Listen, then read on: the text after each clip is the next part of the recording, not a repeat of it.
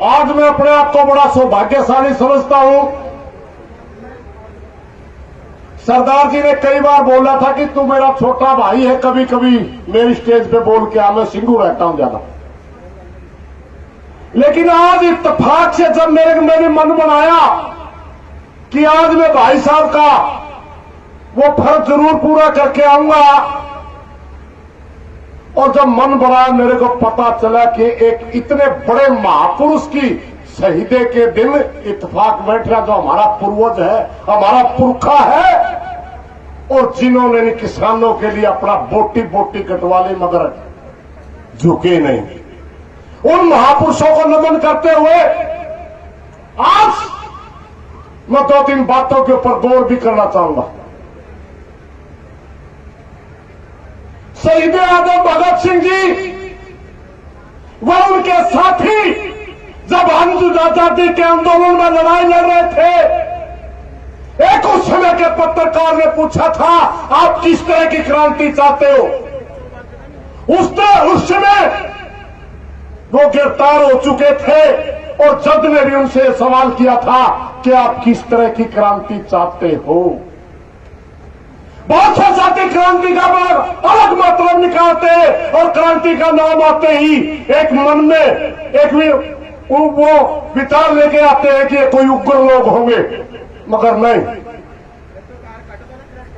हमारे शहीद आजम ने उस क्रांति का नाम दिया था कि मैं इस तरह की क्रांति इस देश के अंदर चाहता हूं कि जो छत देने वाला मजदूर है उसके ऊपर भी, उसके सिर के ऊपर भी छत हो। जो खेत में काम करने वाला किसान है उसके बच्चे कभी भूखे ना सोए। जिस फैक्ट्री के अंदर मजदूर काम करता है, साइकिल बनाता है, उसके पास भी चलने के लिए साइकिल तो हो। मैं अपने किसान भाइयों से पूछना चाहता हूं, क्या आजादी मिलने के बाद हमारे को वो अधिकार मिले? नहीं मिले ना। आदरणीय किसान साथियों, बहुत से साथी कहते हैं कि आंदोलन बहुत लंबा हो गया। यह आंदोलन तो 30 साल से चल रहा है। 6 महीने की आप बात कर रहे, 6 महीने से नहीं चल रहा, 30 साल हो चुके। 30 साल जब से इस देश के अंदर उस समय की गवर्नमेंट ने 1992 के अंदर जो साइन किया था WTO का पेपर, जिसे गेट समझौते के नाम से जाना जाता है, उसके अंदर साफ लिखा गया था कि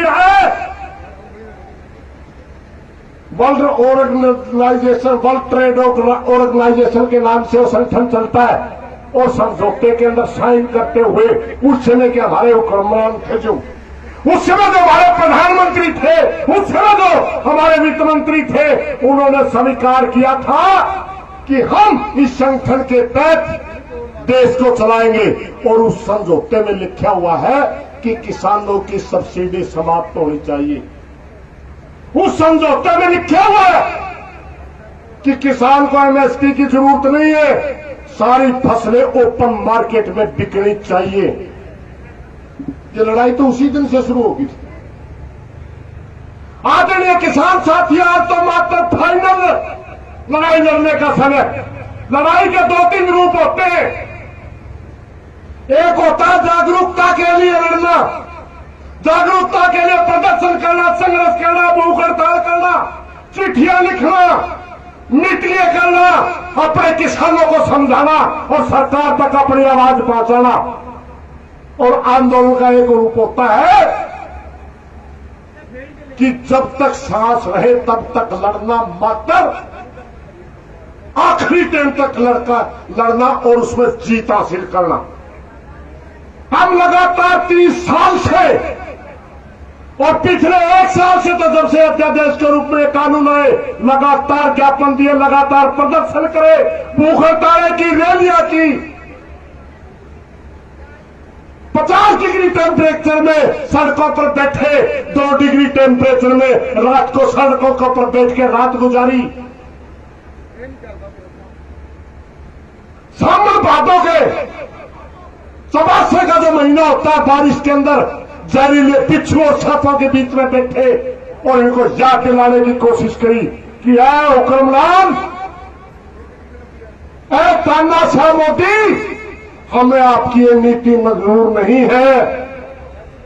वो समय जा चुका है। हमारा जब दिल्ली का चलने का निर्णय हुआ, उस समय हमारी दूसरी लड़ाई शुरू हो चुकी थी कि अब हम हार नहीं सकते। अगर ये लड़ाई हम हारते तो हमारी फसल और नस्ल दोनों बर्बाद हो जाएंगी। दिल्ली सरकार मोदी के मन में लड़ाई हारना नहीं चाहता, क्योंकि इसको घमंड टूटने पर डर लगता है।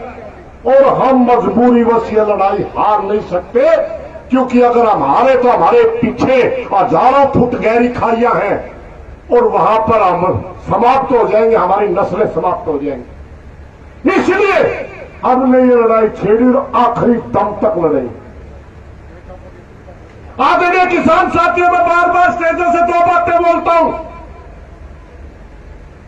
जितना हरियाणा के अंदर आंदोलन चले, जितना पंजाब के अंदर आंदोलन चले, आज से तो 2-4 साल पहले चले, 10 साल 20 साल पहले चले, हमारे आंदोलनों के अंदर 2-3 बड़ी मजबूत कमियां रही है, जिन कमियों की वजह से हम हारते रहे। और बार बार मैं हमारे नेताओं को भी आगाह करता रहता हूं, बताता रहता हूं, और आप लोगों को भी बताऊंगा। पंजाब के अंदर किसानों के बहुत बड़े बड़े आंदोलन हुए। एक लंबे समय चलने के बाद वो आंदोलन धार्मिक भावना में बह करके धार्मिक आंदोलन बन जाते हैं और सरकारों को तोड़ने में आसानी रहती है।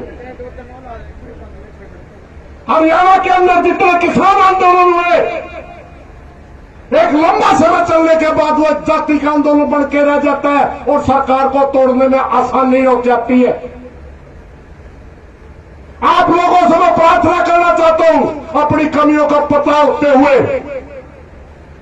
अगर हम इस आंदोलन को मात्र सिखों का आंदोलन या पंजाब का आंदोलन कहेंगे तो यह आंदोलन तोड़ दिया जाएगा, बचेगा नहीं। अगर हरियाणा का इतिहास देखें तो हरियाणा के इतिहास के अंदर जितने आंदोलन हुए वो जाट आंदोलन बन जाते हैं। अगर ये जाट का आंदोलन बनाने की हमने कोशिश की तो आपका आंदोलन बचेगा नहीं, बिखरा दिया जाएगा। और एक विचारधारा का आंदोलन अगर हमने बनाने की कोशिश की तब भी आंदोलन बिखेर दिया जाएगा। यह आंदोलन सभी विचारधाराओं का है, यह आंदोलन सभी स्टेटों का है, यह आंदोलन सभी जातियों का है, यह आंदोलन सभी धर्मों का है, यह आंदोलन किसान मुद्दों का है। यह किसान मुद्दों को लेकर के पूरे देश के किसानों का आंदोलन है, पूरे देश के मजदूरों का आंदोलन है, पूरे देश की जनता का आंदोलन है। इसलिए साथियों, इसको बिखरने नहीं देना है। इसको हमने हर हालत में जीत की तरफ लेके जाना है। वैसे आपके संगठन में बोलते हुए ज्यादा बातें कहने की जरूरत नहीं, आपका नेता बहुत ज्यादा समझदार है, हमारे से 20 साल आगे है, उम्र भी 20 साल बड़ी होगी मगर है भी आगे।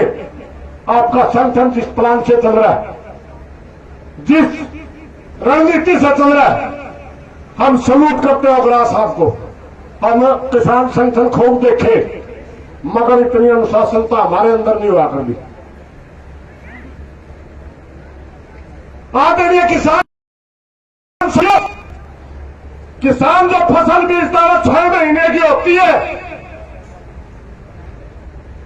और 6 महीने के मेहनत करते हैं, पानी लगाते हैं, खाद डालते हैं, उसको काटते हैं, बीजते हैं, सारा चले 6 महीने में संपूर्ण होता है। और जब फसल पक के तैयार हो जाती है और फसल को काट के मंडी में ले जाते हैं, वो 6 महीने हमारे हो चुके हैं।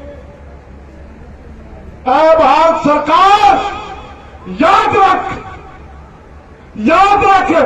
मैं खुले स्टेज के माध्यम से कहता हूं, हाँ हम गांधीवादी हैं, गांधीवादी तरीके से आंदोलन लड़ रहे हैं, 6 महीने से आपके दबाव पर बैठे हैं, मगर याद रख हमारी रगों में भगत सिंह का खून है। जिस दिन सिर घूम गया ना, दिल्ली की हर सड़क पे किसान बैठा लगा हुआ, हर सड़क के ऊपर। हमारे को कमजोर समझने की कोशिश मत करे, मात्र यह बात समझे कि कुछ किसान में थे, 2-3 स्टेटों के किसान में थे। हमारी संख्या इस देश के अंदर 80 करोड़ है, 80 करोड़। मात्र 2% भी आगे तो दिल्ली के अंदर घुसने की जगह नहीं मिलेगी किसी को। अब भी नहीं समझ में आ रही। ओ दीदी क्या करता बंगाल में, तेरी मुंडी रगड़वाई। आज आप मैदान में दोबारा उत्तर प्रदेश में देखेंगे तो बंगाल के अंदर तो हमारी भाषा समझ नहीं आती थी, हमारा कल्चर नहीं मिलता था, हमारा कल्चर नहीं मिलता था। हम जब बोलते थे वो कहते थे भाई आप क्या बोल रहे, समझ नहीं आता, आराम से बोलना पड़ता था। मात्र एक मुद्दा हमने वहां जाकर के पूछा, आदरणीय किसान साथी आपको क्या एमएसपी मिलती है? उन्होंने कहा धान 1400 रुपये बिकता है। हमने बताया क्यों? हमारे यहां तो 1880 बिकता है, 88 बिकता है। कहते यह क्या कम है? कमी है आपकी एकता की। क्या आप हिंदुस्तान के नागरिक नहीं है? क्या आप नहीं चाहते कि बंगाल की मंडी के अंदर बंगाल के किसान का दाना एमएसपी पे बिके? उन्होंने कहा हम भी चाहते हैं तो मोदी को रगड़ दो। उत्तर प्रदेश तो आधे से ज्यादा हमारे कल्चर का है और हिंदी समझी जाती है। हम हर बात को उनको समझाने में सक्षम है और हिंदुस्तान के बीच के अंदर है और हर जगह हमारा संगठन है। हर जगह रैली करेंगे और वहां के किसान को बताएंगे कि आपका खून चूसा जा रहा है, आपको जाति के नाम पर लड़ा जाता है, आपको धर्म के नाम पर लड़ा जाता है और बाद में आपका खून चूसा जाता है, खून चूसा जाता है। आरएसएस कोई संगठन नहीं है, बड़े भैया का भी आरएसएस में मात्र 1 लाइन की ट्रेनिंग है, ऐसा संगठन है। झूठ बोलो, बार बार बोलो, ऊंचे से बोलो, सिर्फ ये तो एक ही चीज सिखाई जाओ। कोई विकास का मॉडल नहीं इनका, दंगा करवा देते हैं, लाशों के ऊपर वोट लिए जाते हैं। वोट बात देखते हुए हम मोदी से चैलेंज करते हैं तो मोदी मान से 2022 में भी सही लाश रगड़ांगे, पार्टी निरंदी बीजेपी नाम की बीज ही मिटा देंगे हिंदुस्तान का।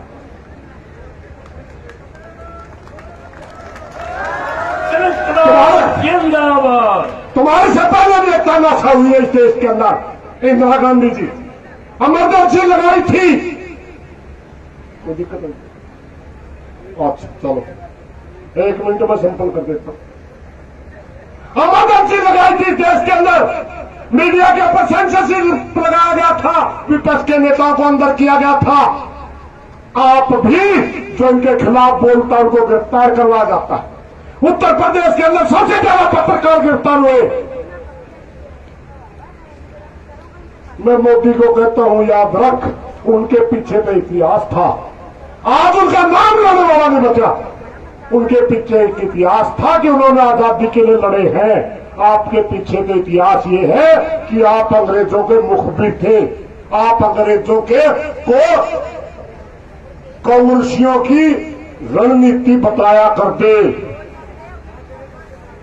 उनका नाम लेने वाला नहीं बचा तो आपका कहां बचेगा?